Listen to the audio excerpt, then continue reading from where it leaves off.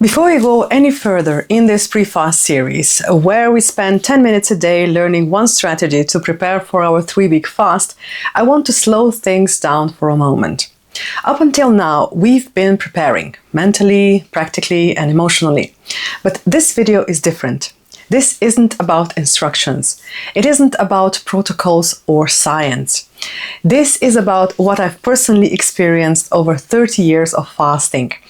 The kinds of challenges that don't always show up in studies, but become very clear when you live through them again and again. Some of these surprised me. Some took years to notice, and some only made sense looking back. Take what resonates and leave what doesn't.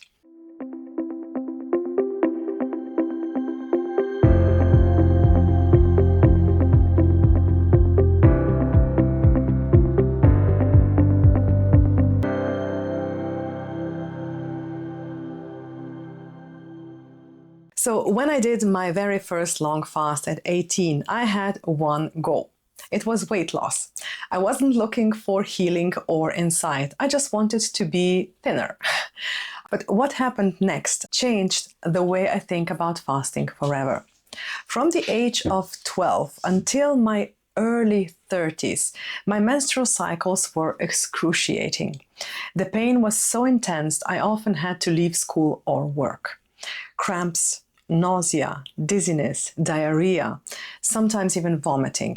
And after my first long fast, my next period came and nothing happened. No pain, no nausea, no dizziness.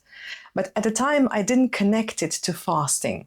I went back to my old eating habits and slowly the pain returned. The pattern repeated until finally I understood how much food affected my body. And another change I noticed was digestion. Before fasting, going to the bathroom was infrequent and uncomfortable. But after fasting, or even during it, things just clicked. Daily, calmly, without effort. And yes, even though you are fasting, your body still needs to let things go, because vegetable juice still contains material and autophagy clears out our waste, so we have to get it out of our system.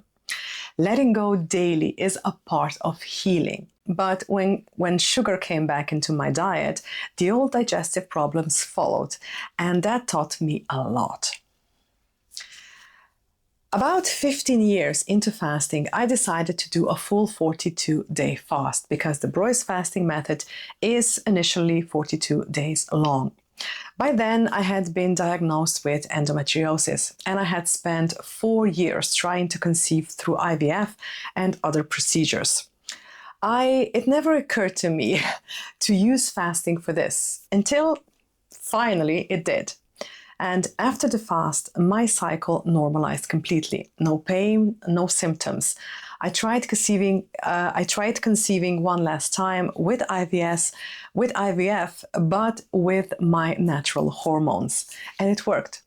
Years later, my gynecologist could no longer detect any endometriosis. It has never returned until this day, and I am almost 47 now. And since the birth of my first son, I have never had a painful period again. But two other experiences shaped how deeply I respect fasting. My grandfather had multiple brain tumors and one in his lungs. After a 42-day fast using the Broy's fasting method, they disappeared. And he was the primary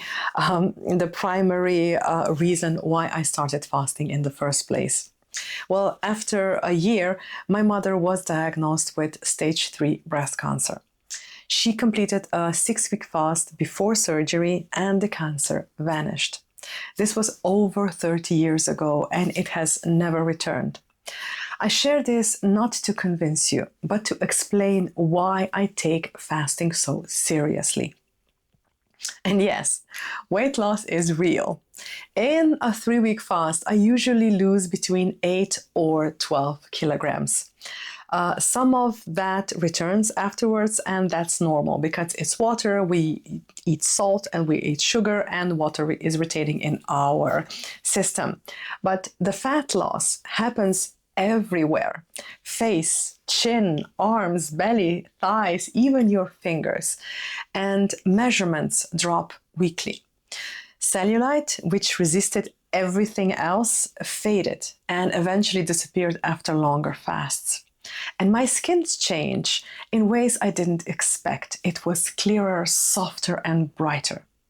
Food affects us more than we think, and we need to realize that. Now, outside of fasting, energy crashes were normal for me. During fasting, they disappear. No sugar spikes, no sudden drops. But as soon as sugar returns, the crashes return too. Every single time. And when we are talking about fasting, there is, once after the initial transition passes, my body feels light. Not weak, but light. Almost like floating. Good days feel clearer and creative. Bad days slow me down. On bad days, I sleep more. I walk slowly and I don't push myself. I see them as days when my body is doing deeper work. And often after a bad day, a good day follows. Now, there is something that I'm looking forward to with every fast, because every fast brings up a surge of creativity.